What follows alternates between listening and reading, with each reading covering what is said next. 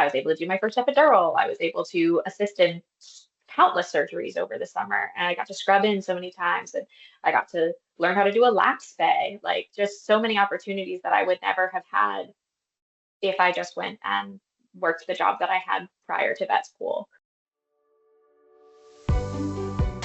Hey everyone, I'm your host, Courtney Post, and this is Let's Vet Together by Suveto, a show where we'll be highlighting stories of growth, ownership, and well-being in the veterinary industry and having real conversations about how we can make veterinary medicine better for everyone. If this is your first time listening, welcome. We're glad you're here. If you've already been a part of our community, make sure to follow us on whatever platform you're listening from and give us a review to let us know how we're doing. We really appreciate you for coming back.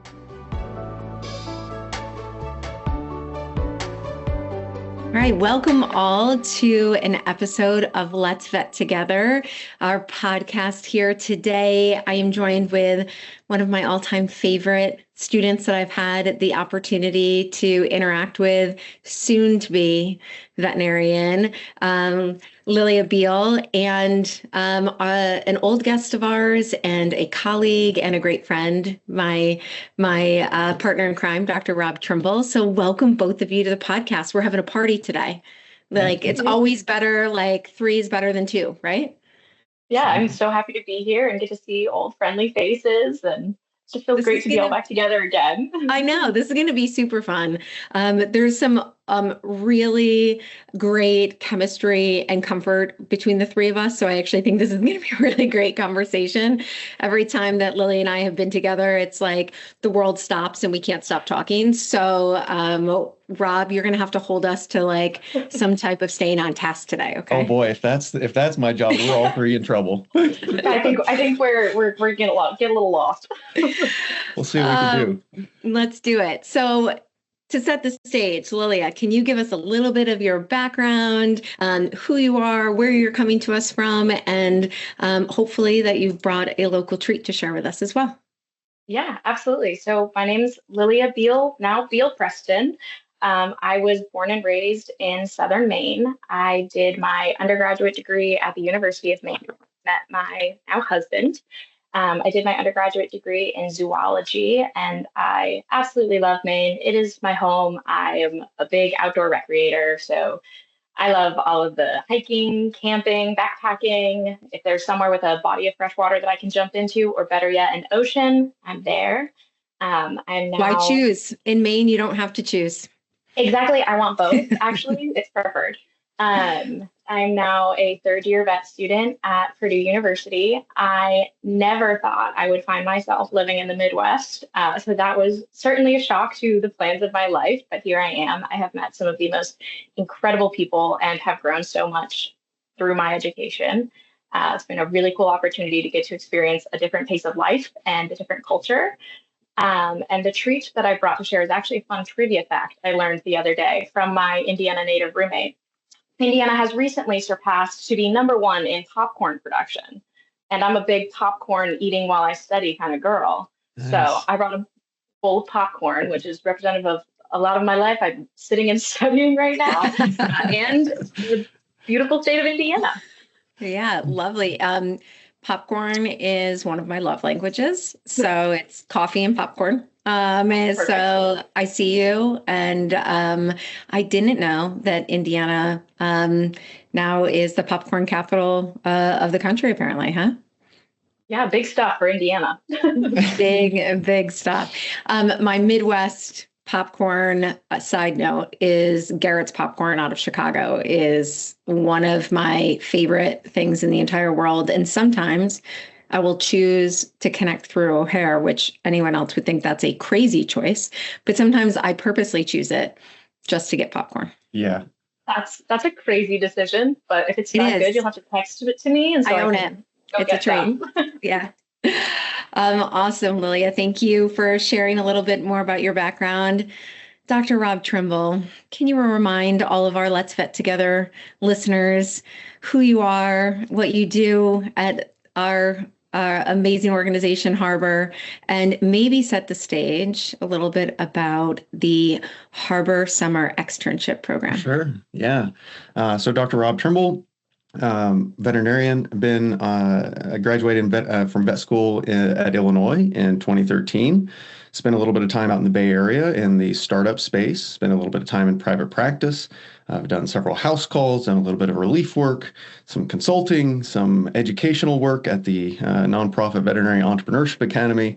That's where I met Harbor for the first time. And, it's really evolved quite a bit since Harbor first kind of came through that program at the Entrepreneurship Academy when we were kind of branded as a LinkedIn for vet med, a place for vet students to go and connect with other veterinary professionals and practice leaders from around the country and around the world. Especially I think since Lily, you've been a part of the fun that we've been having here. The program or Harbor has really evolved quite a bit into what I like to call an experiential learning community, where our mission is really intended to help veterinary students and veterinarians grow into the leaders, the professionals that are going to be successful not only clinically, operating as a doctor, all the things you've been training to become, but at the same time also being a really great practice leader and hopefully a practice owner someday if that's in your future. So that's what we get to do at Harbor, and that's our main mission here. All right. Rob, can you give us the elevator pitch on what is the summer externship program in our experiential learning community? Yeah, absolutely. We got several different programs that start introducing the fundamentals of business to students. And it's always interesting when they first start to listen and learn about these fundamentals, because initially we always hear this, that vet students think, I don't know anything about business. I'm not getting any electives in vet school. I'm not getting any training on it. I don't know anything about business. And very quickly when I tell them, actually, you do. You know the scientific method. You understand how to recognize a problem, how to come up with an approach to that problem, how to run an experiment and collect data, assess that data, and then change your course of action based upon what that data is telling you. That is the scientific method. It's the same thing in business development, just with a different vocabulary. So as students start to learn this vocabulary and get more comfortable with it, they think, well, maybe I can hang in the world of veterinary business a little bit. What else can I do? And that's really what the summer externship program was designed to do, to give them an opportunity to not only learn some of these leadership skills and business fundamentals, but to apply them in the real world of their veterinary practices that they're working at. So we've got a 10-week-long externship program that happens over the summer. Each week, students are learning about a new fundamental of business, from the value proposition to customer segmentation, to understanding what sort of revenue streams and pricing structure your practice operates on, what sort of costs it requires to run and to operate. So we go through each one of those fundamentals each week, and these students are going back into their practice, having a conversation with their practice leaders, saying, hey, how does this fundamental that we just learned about, how does it show up here in our real world? So it's a really immersive and high impact way to get to learn, like I said, not only some of those clinical skills, but also the skills that you're going to use as a leader and a veterinary practice owner someday. Awesome. Perfect. So Lilia, how did you hear about Harbor, the summer externship program, and ultimately what was the process like for you to decide to participate in this program? I feel like I came to Harbor a little bit of a different path than most. I had the opportunity to go shadow at Easy Veterinary Clinic in Veazey, Maine, which was 4 miles down the road from my house. And I had only ever heard amazing things about the clinic, and I had the opportunity to go shadow during my first year. And I met Dr. Dave Cloutier, who has now become my sensei of life. But I got to meet him. All of our senseis of life. Mine too. Yeah. Mine too. Yeah. I got to interact with him for just one day, and he said, listen, you've got a thing that works here, and you're going to come back this summer. This is the program you're going to do. I'm going to email you. I'm going to email Dr. Rob Trimble. I'm going to put you in touch, and you're going to do it. And for people who haven't gotten to interact with Dr. Cloutier, he's the kind of person that when he says jump, you don't ask how high, you don't second guess it, you just jump as high as you possibly can and don't stop until he says good. So I kind of went into my first year of the summer externship a little bit blind. I said, Dave says this sounds good. He seems like a guy who knows what's going on. I'm going to pursue it. It was an amazing opportunity. I was a little bit nervous in going to the summer of my first year about finding a career or a job opportunity for that summer that would allow financial compensation, because I'm a person who has to pay my own bills. And that's a struggle that I know a lot of vet students have. And having the opportunity to be really well compensated through the Harbor program and get to do something that I really cared about just felt like second to none. So I was like, I'm rocking. This is going to be the best summer ever. And it did turn out to be so. But that's really how I came to Harvard, was just I had a person connection and they said, Yeah. just try it. I love it. Like everyone's path is, is different. But when you were in that program, at what point throughout that summer did you start to think about, or maybe it wasn't during that summer, but did you start to think about, you know what, I would do this program again? Because for our listeners, Lilia is one of our very unique veterinary students that have actually participated in this program twice. So I'd love to hear about, kind of your process to decide to do that twice. Yeah. So my first few weeks, I think my first 5 weeks of the program, I was lucky enough to have Nick DeLuca, who previously did the externship. He's one of the other repeat students. He was at VZ Clinic with me. We actually did our project together that year. And he was just talking about everything he learned. And I didn't even know there was courses associated until I got like the welcome email a few weeks before it started. So I was a little bit like cautious, and I was like, I don't really have a ton of exposure. I don't really know what I'm going to learn. And then through that process and seeing Nick having done the same program and be like, there's just so much more that he said he wanted to get out of doing it again. I was kind of like, I had an inkling that like, oh, this could be a really cool opportunity. And then after the closing event at the beginning of the semester, I set up a call with Dr. Trimble and I was like, listen, I think that I would really enjoy doing something like Nick did. I was a TA in undergrad and also been a TA in vet school. I love teaching and I feel like I learn a lot through teaching. And so I was really excited to get to collaborate with Dr. Trimble in a new role and kind of shift and be like, I want to get more out of this. I feel like there was more I could get out of it. I think by helping other people learn, I could get even more. Absolutely. So we have so much to unpack there. So I want to talk about your projects, what you did in year one, what you did in year two. I want to talk about your interaction with Nick and then how you interacted with the participants in year two as a TA in that community that you build.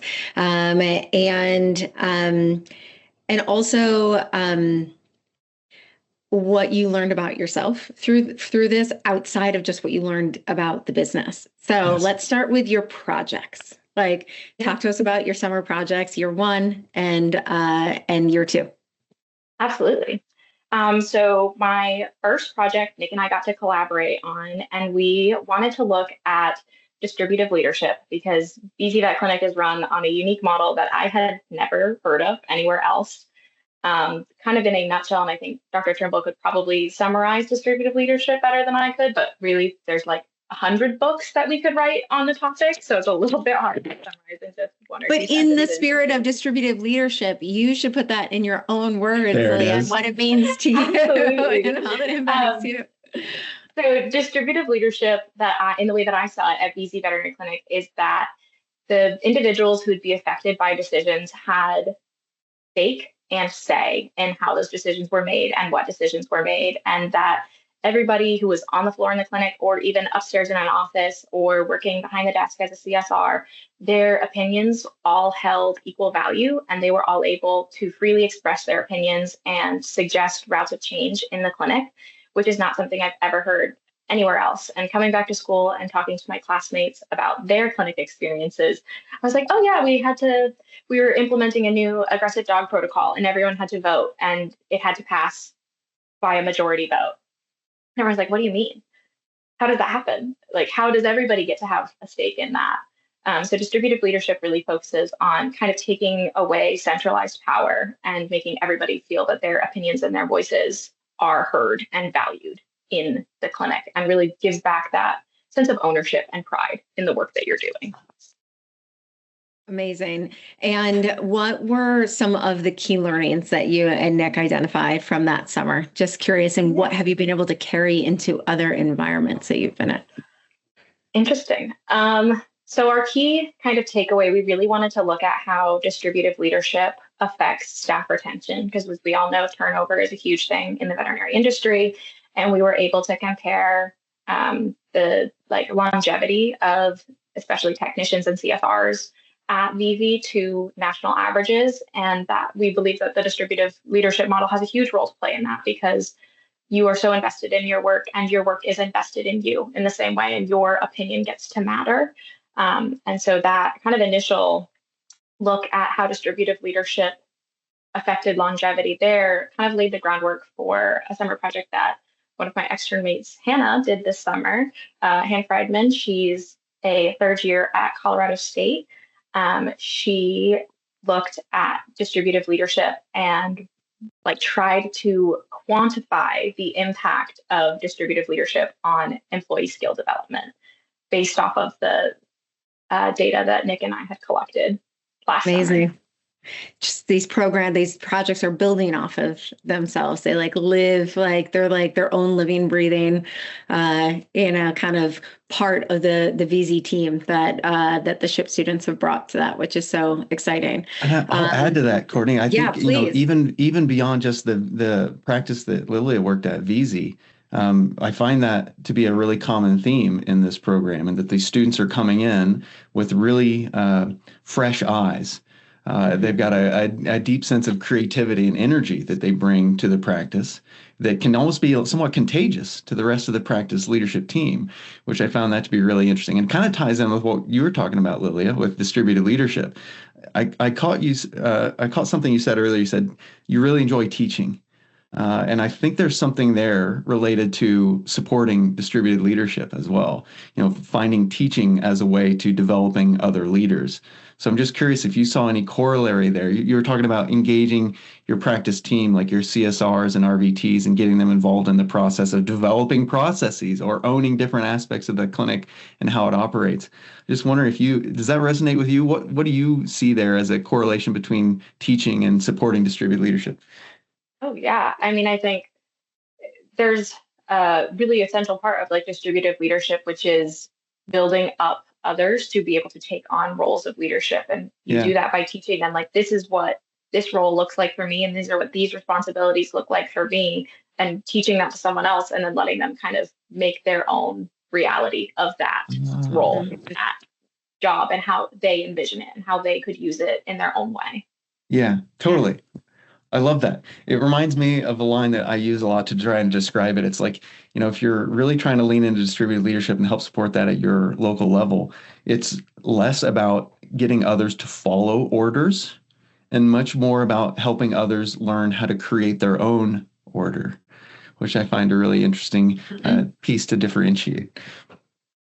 Yeah, which is, gosh, like the sole goal of teaching, right? Is like for someone to have that skill set to go and find what is their order, whether it be order of knowledge, activity, all of the above. So Lilia, talk to us about your year 2 then. Like as a TA, as a teacher, supporting Rob and the community of other externs. What did year 2 look like for you? Well, I can kind of touch on my project first. So year 2 project, I wanted to do something that the VZ team really wanted. So once I found out I was fortunate enough to have the position, I sent out a survey, VZ's very survey happy, to see like, what does the team think we need to improve on? What are some areas that I could potentially fill with a project?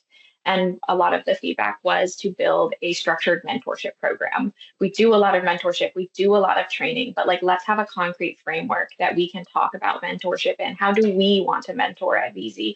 How do we want to have these conversations about mentorship? What boundaries do we want to set up? And just building a structured mentorship program that could be utilized for incoming new doctors, for incoming new technicians, as well as people who are there and want to grow a new skill set or be involved with a new team. Like at VZ, there is the rehab team and there's the oncology team. So giving these established teams paths forward, paths for additional growth, and setting up a meeting cadence to really have those conversations about growth and development and what everyone's goals are. Awesome. And what were some of your key learnings? Like what was your big takeaway? Like what did you walk away from the summer with? Oh my gosh. I might have to pause on that one and come back to that. I just feel like I can't. Okay, I can't like summarize the whole summer in one takeaway. But I can talk a little bit more about my role as a TA. Sure. I would Um, love to hear more about that. yeah. So I, going into being a TA for a business course, was a little bit nervous and felt a lot of imposter syndrome because the only real like business training that I had ever had was a couple of BBMA lunch and learns and this course last summer. And I was like, oh gosh, should I dump all of the information in my head to study for another year of vet school? And now it's all going to be gone. And I'm not going to be able to help these people work through what they need to work through. I'm not going to be able to answer questions. And Dr. Trimble really helped me realize that it's less of giving them an answer to their question and more of helping them figure out how to answer their own question and support them in having someone to cheer for them, which I'm great at that. I can be a cheerleader. And having someone to bounce ideas off of them. And instead of showing them the path forward, letting them find their own path and just knowing that there is support for them on whatever path they choose to take. Yeah, that's uncomfortable. Yeah. Isn't it pretty uncomfortable, right? I remember my first few one-on-one sessions where I was trying to help consult with students about their projects, and they didn't get intentionally didn't get a lot of guidance to the framework of the project. Is very much what you want to make of it, and that can be uncomfortable to figure out.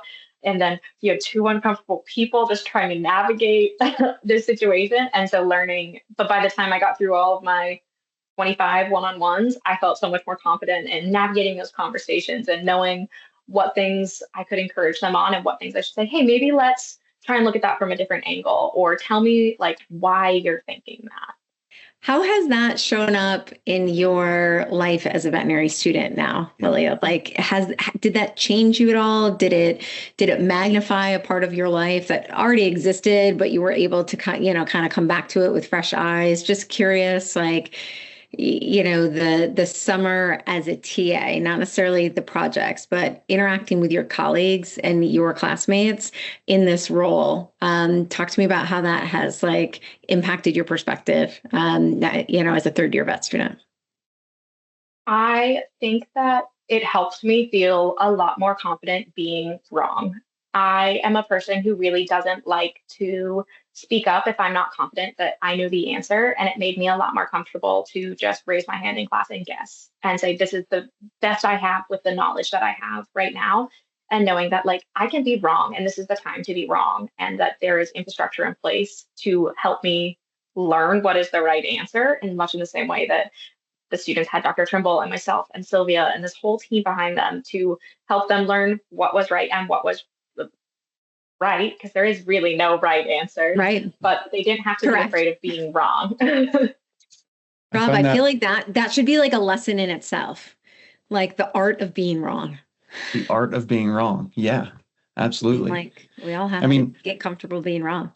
That's right. I mean, and you said there is no one right answer. And I think that's what a lot of veterinary students get comfortable with in vet school. It's like when you're taking a test, there's one right answer for each question, usually A, B, C, or D, right? And you get out into the real world of vet med and you realize there maybe is no one right pathway.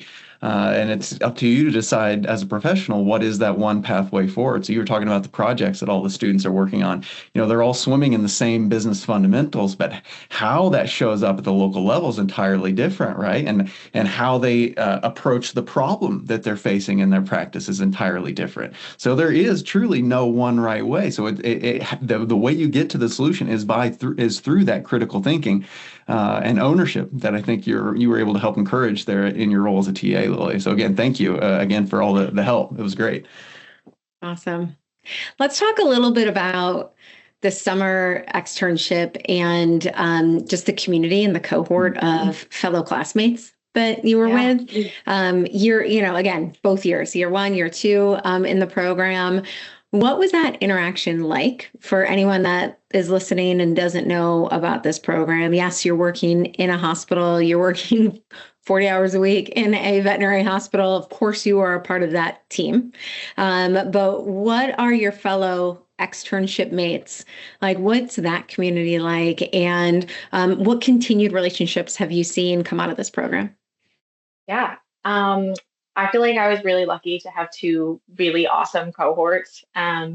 my first year, it's a little bit awkward for the first couple of weeks because you're, talking to faces on a Zoom square and you haven't really memorized everyone's names and you're just trying to like And all Rob is muddle. asking everyone to please turn on their camera. Please turn on your camera. Rob says everyone has to have your cameras on. I'm going to put you in breakout rooms and you all have to talk. And, it's kind of like that. Like you have to get over that initial, like, what if I just like didn't really talk? And what if we could just like, we don't have to turn the cameras on. But then once you kind of get over those initial few weeks of like everyone kind of not really knowing exactly what the prompts are looking for, the secret is they're not looking for anything specific. They're looking for your experience. But just getting to talk to all of these people in completely different places, clinics all over the country, and having these just like wildly different experiences were so cool of how they saw like their customer segmentation be completely different, or how they saw the value proposition of their individual clinics be completely different. And you kind of got to bond over 9 weeks of talking to these people twice a week. And then you get to have your closing event, and it's like you're hanging out with a group of old friends. And it is so quick that you are all just hanging out, having fun, chatting. Both years, I felt like everyone had such a great time at the closing event, just really quickly bonded, and like you're hanging out with a group of 20 of your old friends. And then I know that for both of my years, I stayed in touch with a number of my extern mates. Well, we all follow each other on social media, and it's fun to like cheer for each other's wins or be there as another set of like condolences when something's going wrong. Sure. A classmate from my first externship is doing an externship at VZ this week, and she was texting me like, do you think that I need to, like, I'm worried about driving in the snow. And just like, I was telling her, oh, you got to go to these restaurants because I miss home so much. And these are the places you got to go. And we definitely, it's nice to have a cohort of connections all across the country, because I feel like I could reach out to any of them if I was visiting their home state or the state that they externed in and be like, hey, I need recommendations for this area. And they're all just like super willing to provide that and to just stay in touch. It's really cool to have that cohort outside of your own vet school class, Right. of like all of these people that you're going through a lot of the same life experiences, and maybe you're in different places, but no one else can really understand what you're going through except for the people kind of experiencing that same plane of life. And so it's really cool to have all of those different connections across schools. Yeah, I have being the one person in this conversation that has not gone to veterinary school and had a veterinary class, but I've interacted for so long with veterinary students, and I see just the bonding that happens, obviously, to your vet school classmates. They are your family. You have, right, shared experience. Some might say trauma bonding, right? Again, having not gone through it, I don't want to put words in anyone's mouth, but this is what's been shared with me. And I've seen that firsthand of just, I can always tell in our externship cohort, the folks that go to school together, and just like the way that they move together, can finish each other's sentences, because they literally live and learn together every day, all day, and they rely on each other through this process. But what has also been so amazing to watch is how everyone that comes from different vet schools and different summer experiences also have this shared connection. And just the dynamics of that has been, just from an outsider, just really exciting to watch. You mentioned the trauma bonding. Yeah, they're going through veterinary school. I can relate to that. You have different you're allowed challenging to experiences. Say that, Rob. I think there's something to be said for, I don't want to call it trauma bonding, but there is a level of discomfort that students go through in the summer externship program. And I think by challenging themselves in that way together and growing together, you develop a little bit of a bond there. So I actually wanted to circle back to something you mentioned here earlier. So Lilia, you said you saw the summer externship program initially as a great way to pay off your bills a little bit, and that you saw that it was a very well paid position. And again, I want to circle back to that, because I think the reason why we feel so comfortable paying so much for these fantastic students in this program is because we're not looking at the students like an assistant who's simply there holding an animal all day, right? You're kind of somewhere between an employee and a consultant, So I'm curious if you could reflect on some of the consulting skills, problem-solving skills, professional skills that you may have developed over the 2 years in the program, and maybe how that's shown up in your current life, how you think you might see that show up in your future as a veterinarian. Yeah, I think that's one thing that really struck me about a difference between my summer experiences and friends or classmates who just kind of went home to their home clinic is they're like, oh yeah, it was another summer of, being an assistant and I got to do one surgery and that was kind of like their big thing. Whereas when I felt like my experience was so much being paid to be a baby doctor and there was so much emphasis on like, we want you to grow and like, what are your clinical goals? What do you want to focus on? Like I was able to do my first epidural. I was able to assist in countless surgeries over the summer and I got to scrub in so many times and I got to learn how to do a lap spay, like just so many opportunities that I would never have had if I just went and worked the job that I had prior to vet school. Um, and then also getting the opportunity to really have my practice leader, Stacey Carlisle, open up and be super candid with me about what our practice finances are. Like, what are we looking at for, like, what are our major growth segments? Like, where does our revenue come from? What are we investing? Like, how do we, direct what services we want to offer, or like, do we want to offer promotions? Are we going to focus more on like promotional material to the community? And where are we like just being super open about the practice finances and giving me the opportunity to see how it runs on a day-to-day basis. It was really fun to get to do some like scientific experiments because we would learn like, business fundamental of 80% of the revenue comes from 20% of your customers. And Stacy did not believe that that was true. So we did a mini experiment and it was not true. It did not hold true for VZ. We found that it was more of a 70-30 split because we do have so much. We kind of serve a multitude of roles as a clinic, both like primary care and like almost a referral type hospital for the area, because we do more advanced procedures than some of the other hospitals. And so it was really an amazing opportunity to get to see how the clinic runs on a day-to-day basis, and kind of made me. I at first was like, I don't need to see this. Like, I'm just a vet student. Like, you don't have to tell me all of this. And then really being able to like hear that information and say like, oh yeah, I can see that, or like I don't see that we have a clear customer demographic here because of our niche of being a rural remote hospital in the middle of Maine where there's one highway and we're about halfway up it. So getting to see all of those different aspects of the hospital and how the team made decisions and being invited to sit in on those decision-making opportunities, being invited to sit in on doctors' meetings and see how the doctors' decisions get made. I think it really built a lot of myself, the type of doctor I want to be in the future and the type of leader I want to be in the future, the way that I want to interact with my team and the way I want to make the people around me feel.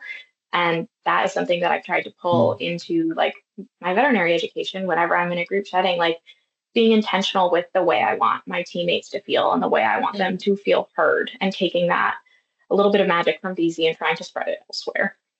Oh, that's great. Incredible. It's incredible. Well, as we are wrapping up our time together, because it literally flies by every time. Too fast. We are always too fast, always.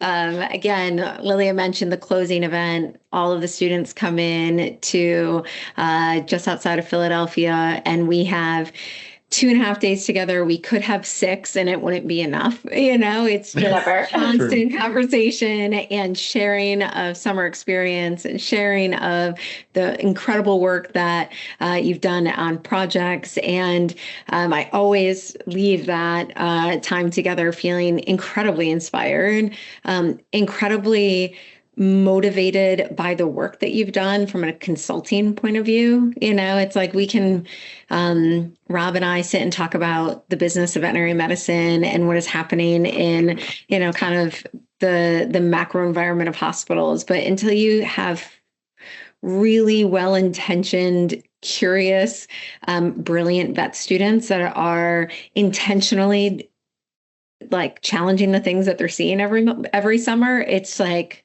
gosh, I could there's years worth of work that comes out of every summer of the knowledge that that you share. So never enough time is really the key to that, to that long running statement is just, we could always spend more time together. But curious, Lilia, what you would share with either your, really baby vet student self as a first year, or any other, early vet students that are listening, potentially pre-vet students that are listening, or someone that would be considering the summer externship program. What advice would you give them? Oh my gosh, I feel like I could write a book of all of the advice I wish I had received before vet school. Maybe we'll see. I'll take one thing at a time. But I think some of the biggest things are, one, to use your time wisely while you have it, especially when you're like still in first year or before vet school and you have lots of energy. Use that time wisely. And then my other like kind of caveat to that is like, don't be afraid to use that time for yourself. Vet school is 4 years, but it is still 4 years of your life. So do what makes your cup full. Like whether that's going out with your friends, go out with your friends. If that's quiet nights at home with your dog, spend those quiet nights at home with your dog. Take the time to call your friends, call your mom, cook a good meal, FaceTime your friends from home, and do those things that remind you your why outside of vet med, because you should always have a why for vet med and a why outside of vet med. Yeah. Phenomenal advice. Couldn't have said it much better. Yeah, I think she hit on all three of Suvetto's pillars in that one ending answer, right? Yeah. Ownership, well-being, and growth, like all three. Yeah. Trifecta. It is. The trifecta, which is why I'm very sad that Lilia will actually be in clinics and can't come back to the summer externship program. Yes. I wish that you could have the trifecta. I wish that you could have the trifecta at the SHIP program this year. But that's right. It's that darn real vet school stuff. So darn. Well, thank you for this. This has just, as always, been just such a pleasure to spend time with you, for you to share your knowledge, your perspective. Your energy is contagious, Lilia. And I really enjoy having a front row seat to your journey. It's really awesome. Thank you. Good to see you. Yeah, so wonderful. Yeah, it's great to see you both. It's so wonderful to have been able to have people like you impact my career, both of you, to have like mentors and friends that I can reach out to at any point in my career. And that is something that I know that Harbor has given me, is people I can reach out to all across the country. I'd be sad if you don't. Please, always stay in touch. Yeah. Thank you. Yeah.